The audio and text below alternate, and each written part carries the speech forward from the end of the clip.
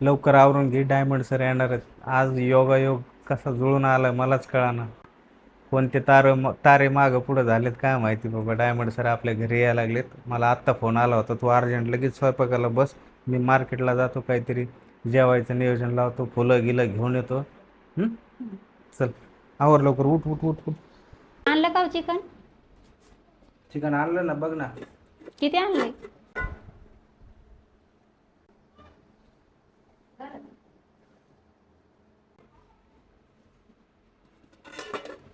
चार पाच तरी आणायचे ना. अगं इथं जहर खायला पैसे नाही, ते दिले तेच झाले, ते बी उधारीवर आणलेत. पुढच्या हप्त्यात त्याला पैसे देणे त्या 2 पायाचे. घे लवकर उकळून कसं तरी खाळ्यामाळ्या कर.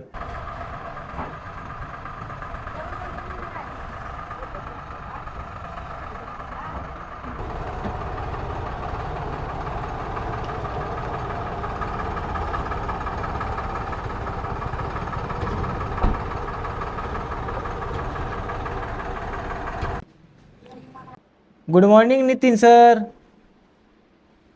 Good morning sir, good morning. या या या या. नितीन सरचं बजेट लयच कमी. जाऊ द्या, कशाचा होईना हार लावलाय ना. Very very good morning. या. बरं आहे ना मग? हा साहेब, बरं आहे, मजेत आहे. लय चांगलं आहे.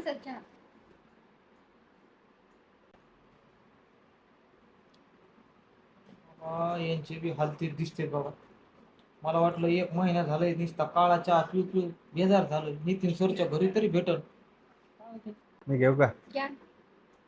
नितीन सर, हा. एक बोलू का तुम्हाला? हा बोला ना.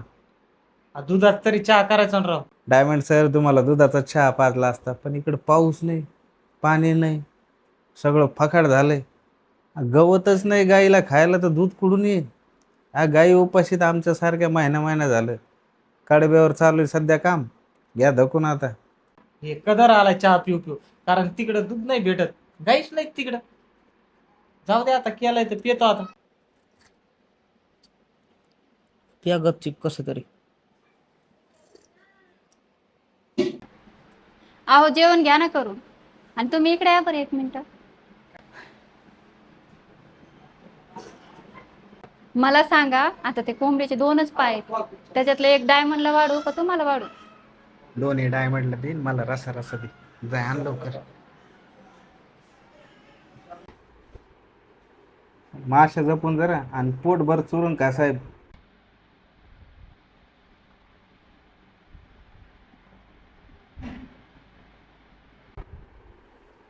अजिबात लाजू नका, आपलं घर असल्यासारखं चुरून खा. आणि पीस कमी पडले तर मला सांगा. नितीन सर, ते नील कटर आहे का तुमच्याकडे? कशाला हो? ते जरा याचे नख काढा लागते ना राव. जर नरड्यात जर फसले ना तर लय अवघड होईल. हे 5 स्टार हॉटेलला पण भेटते बरं का, पण याचे नख काढलेले असतात राव. याचे नख जर काढले असते ना भारी वाटलं असतं. जरा नरड्यात गुतलं नसतं माझ्या. आहे का? साहेब नीलकेटर नाही ना, रेझर पान आहे, आणू का?